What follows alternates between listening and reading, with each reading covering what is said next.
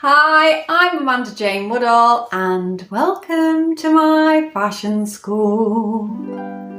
An enduring pop icon with songs that are so intensely private they might make you blush. Let's step outside of our parameters and go on a quest through the musical life of Kate Bush. On the 30th of July 1958, Catherine Bush was born in Bexley Heath Maternity Hospital and raised in Kent just outside of London. She was the daughter of a doctor and lived a comfortable childhood with a house filled with music. She played strange instruments and listened to her early influences, Elton John, Pink Floyd and Fleetwood Mac. She began writing piano songs at the age of just 11 years old, and by the time she was in her early teens, she had written over 100 original songs. At the age of 14, her talent was discovered by a family friend, and Pink Floyd musician David Gilmour gave her the introduction she needed to the music industry. He made her a professional demo tape, and then she was scouted by EMI Records. And unusually for that time, she was given an advance of £3,000 and given time to develop as an artist. So during this time, she started playing pub gigs with her brother's band, and it became very obvious that she was going to be big in the music industry. In the summer of 1977, she recorded her first album, The Kick Inside, and after debating with her record company, she was allowed to release Wuthering Heights in 1978, and this single would become the first UK #1 by a female artist. In this song, she presents as the ghost of Kathy from Emily Bronte's Wuthering Heights, and it was unusual for a song to be influenced by literature at that time and accompanied by this banshee high-pitched vocal and contemporary ballet moves. It was absolutely fascinated for the audience, who believed this 19-year-old girl must be from another planet. But she had actually developed this style of performance by studying with mime artist Lindsay Kemp, who was the influence for David Bowie's Ziggy Stardust.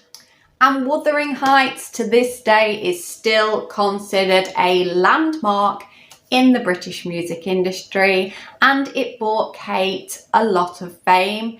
And she was really embarrassed by this because Kate actually suffers with shyness.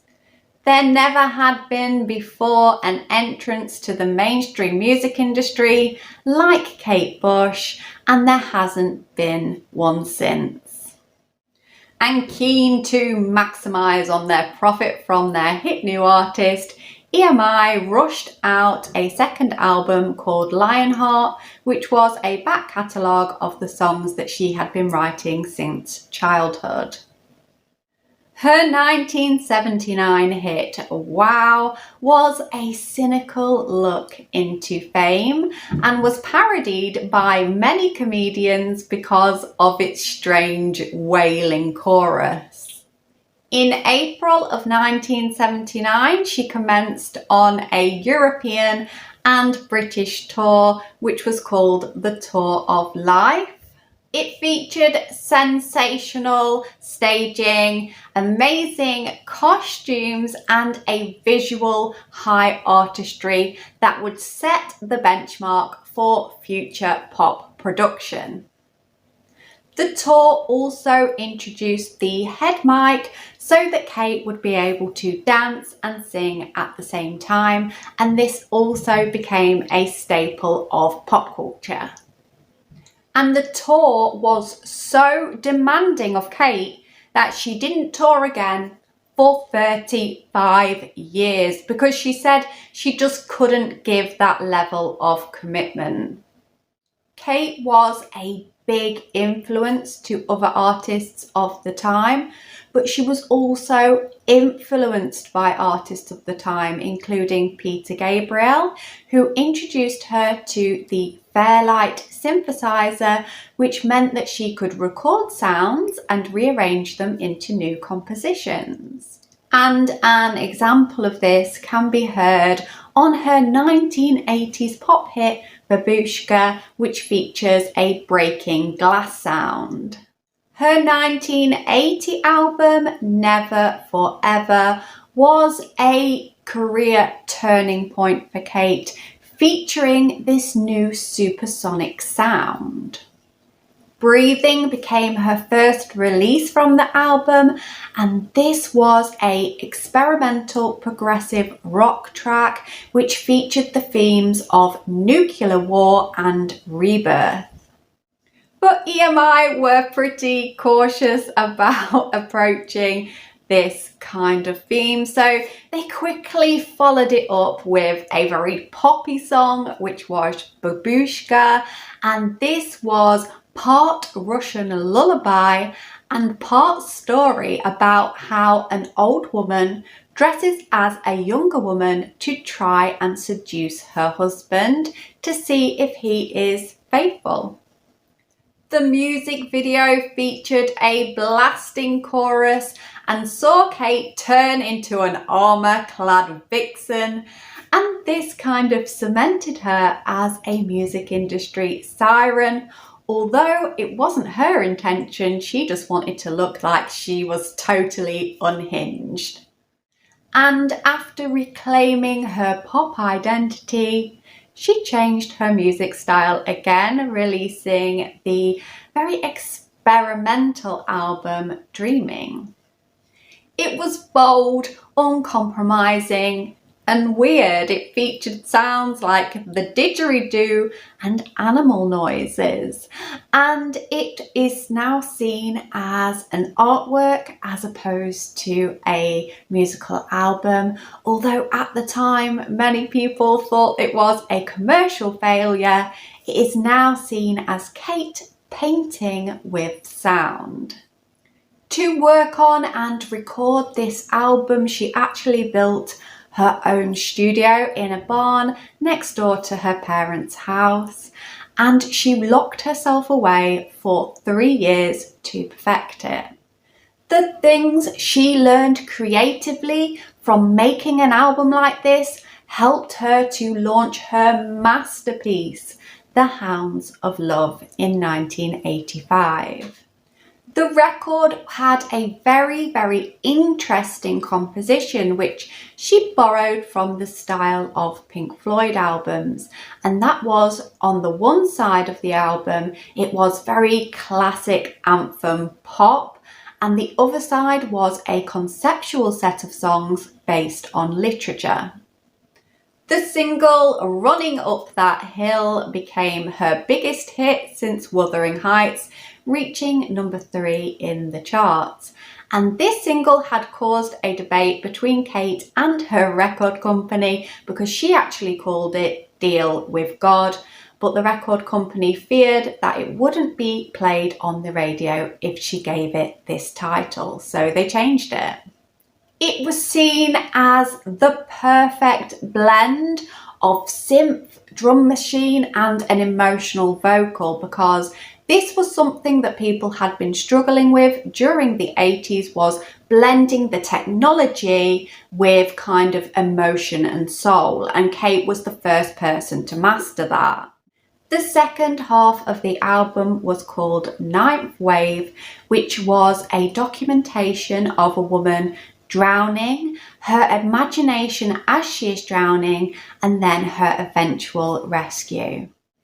In 1989, she released The Sensual World, and she had become very obsessed with world music, particularly a trio of Bulgarian ladies who sang folk music and appeared on the album.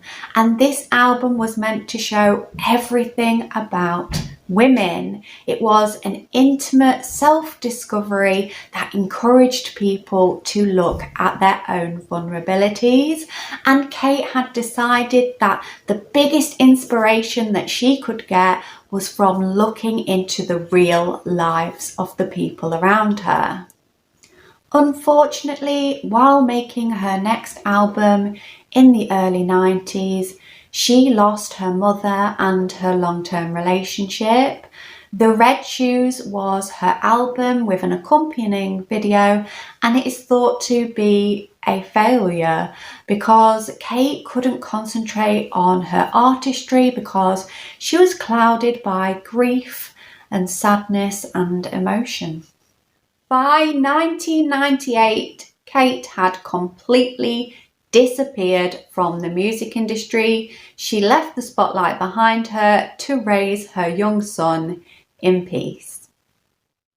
Kate's fans have been truly devastated by her long absence. Although she did appear in the public eye again in 2005, she released the album Ariel, and in 2011 she released 50 Words for Snow. And this is a special album because you get to hear the singing voice of her son as he sings in a choral fashion on one of her tracks. And finally, after not performing in concert since 1979, Kate actually took to the stage in 2014 in a concert as part of her London residency. And her delighted fans could finally hear her more conceptual pieces in a live format. The most recent resurrection of Kate Bush happened in 2022 when she gave a rare interview on BBC 4's Woman's Hour regarding the freak success of Running Up That Hill. And this happened because it had been featured in the Netflix series Stranger Things, and it had become viral and popular again with teenagers after being an integral part of the storyline. But the truth is, Kate Bush isn't writing songs for me or you. They have always been an expression of her own imagination. As an artist, she sets her own pace and makes her own rules, often causing conflict between her and the media and the music industry.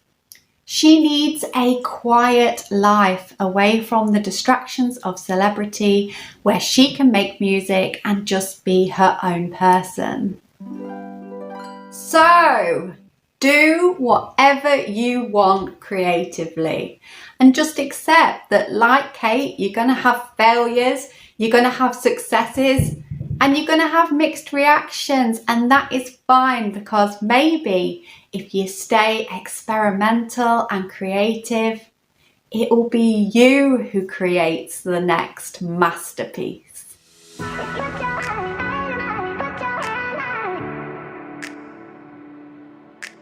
The